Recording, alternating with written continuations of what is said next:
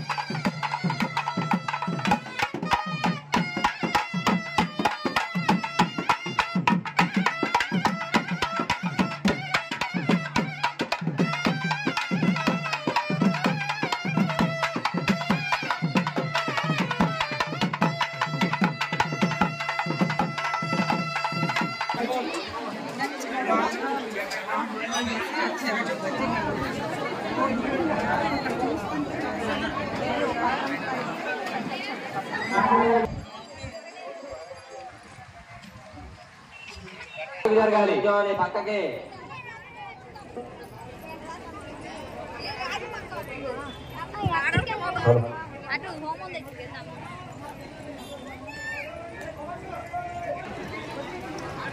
ఇంకా వెనక జరగాలి ఇంకా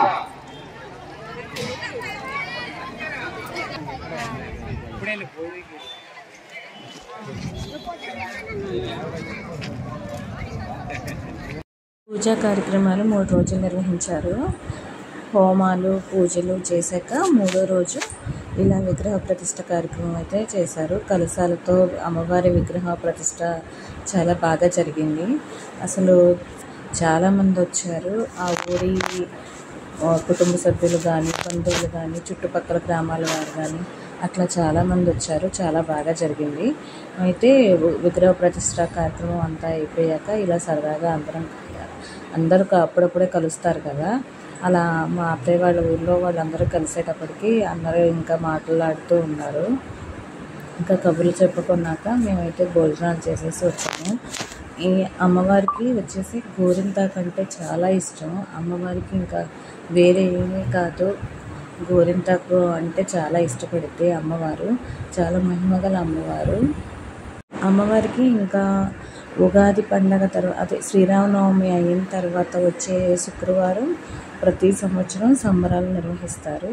కాకపోతే ఇంకా ఇప్పుడు విగ్రహ ప్రతిష్ఠ కార్యక్రమం ఇంత ఘనంగా జరిగింది. మళ్ళీ సంబరాలు వచ్చేసేసి శ్రీరామనవమి అయిపోయిన తర్వాత వచ్చే శుక్రవారం రోజు 2 రోజులు అయితే సంబరాలు జరుగుతాయి. ఒకరోజు నైట్ అంతా అమ్మవారి ఊరిలో ఊరేగుతూనే ఉంటారు.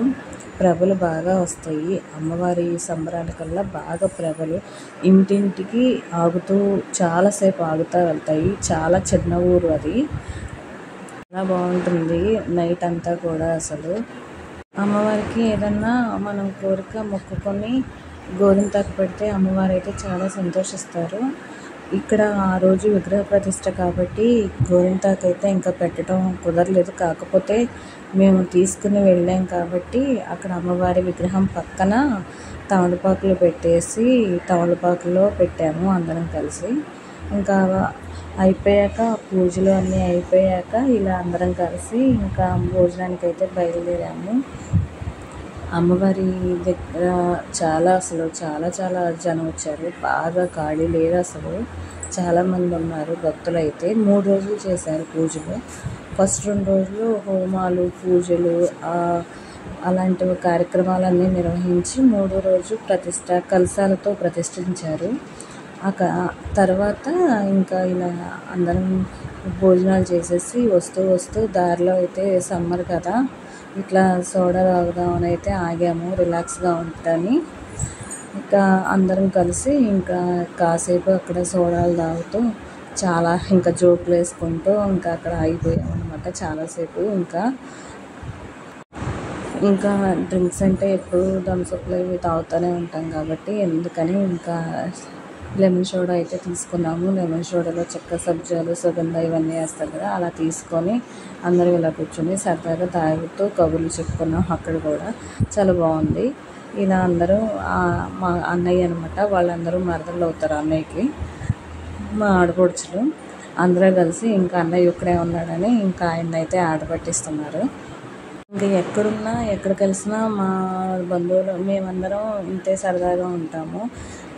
వీళ్ళందరూ ఇటు వచ్చేసేసి ఇప్పుడు అత్తయ్య తరపున కదా, అత్తయ్య తరపునైనా అంతే, మావయ్య తరపున అయినా అంతే, ఎవరు కలిసినా కానీ ఇలాగే సరదాగా ఉంటాము అందరము.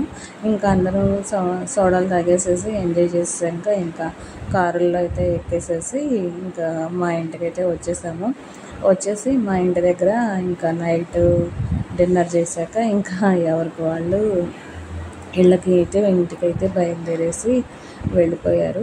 మళ్ళీ మేమందరం కలిసి సంబరానికి అయితే తప్పకుండా వెళ్తాము. ఎందుకంటే అమ్మవారి మొక్కులు ఉంటాయి కదా, సంబరం కూడా బాగా చేస్తారు.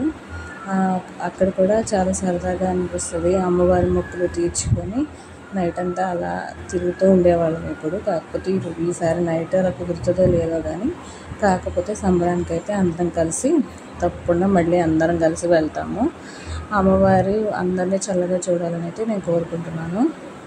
అలాగే ఇంకా వచ్చేసేసి మా ఇంటి దగ్గర కూడా చాలా సరదాగా ఇంకా ఎప్పుడు మేము ఎక్కడ కలిసినా ఇంతేనండి. అసలు చాలా సరదాగా ఉంటారు అందరూ, బాగా ఎంజాయ్ చేస్తాము. అసలు ఏ కార్యక్రమం అయినా సరే, పూజలు అవని, టెంపుల్స్కి వెళ్ళినా సరే, లేకపోతే మామూలుగా ఇంటి దగ్గర కలిసినా సరే ఫుల్గా ఎంజాయ్ చేస్తాము. సరదాగా జోక్స్ వేసుకుంటూ అయితే బాగా ఎంజాయ్ చేస్తాము. అందరూ చక్కగా కలిసిపోతారు. అందరం కూడా ఇలాగే కలిసి ఎంజాయ్ చేస్తూ కబుర్లు చెప్పుకుంటూ సరదాగా అయితే ఉంటాము.